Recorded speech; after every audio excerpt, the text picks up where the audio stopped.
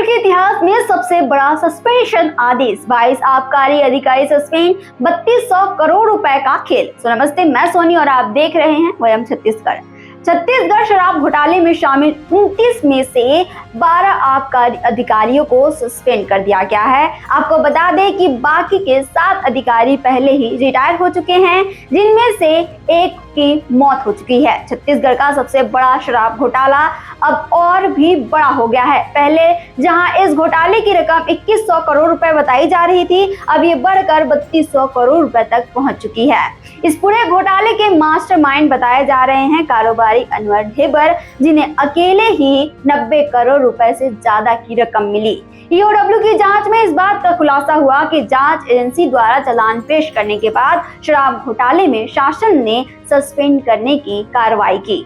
आप सोच रहे होंगे कि ये सब पैसा आया कहां से, तो चलिए समझते हैं कैसे चल रहा था शराब सिंडिकेट का काला खेल।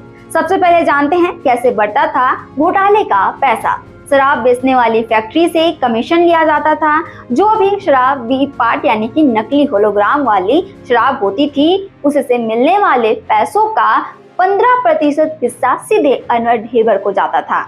इस पैसे की वसूली के लिए विकास अग्रवाल और सुब्बू नाम के 2 लोग रखे गए थे। इनका काम था शराब दुकानों से पैसा इकट्ठा करना। कैसे बिकती थी नकली शराब? डिस्टिलरी वालों को ज्यादा शराब बनाकर उसमें नकली होलोग्राम लगा दिया जाता था।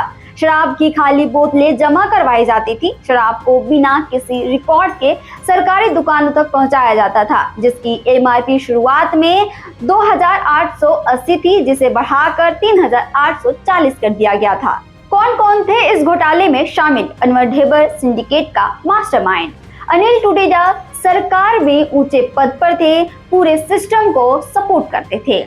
एपी त्रिपाठी आबकारी विभाग के बड़े अधिकारी, सिस्टम में अपने लोगों को घुसाया। विकास अग्रवाल, अरविंद सिंह, अमित सिंह, पैसा इकट्ठा करना, बोतल और होलोग्राम सप्लाई करने की जिम्मेदारी। कैसे करते थे? पैसों को छुपाने की प्लानिंग।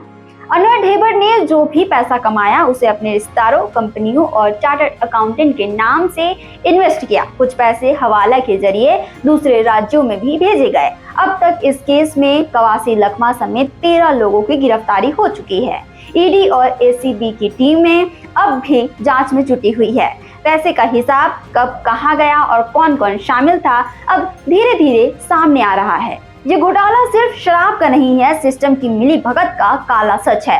कैसे सरकारी तंत्र, कारोबारी अफसर और नेताओं का गठजोड़ मिलकर जनता की आंखों में धूल झोंक रहे हैं। और सबसे बड़ी बात कि ये सारे पैसे आम जनता की जेब से निकलने वाले पैसे हैं। अब सवाल ये है कि क्या इस पूरे घोटाले के गुनहगारों को सजा मिलेगी या फिर ये भी किसी और घोटालों की तरह फाइलों में दफन होकर रह जाएगी।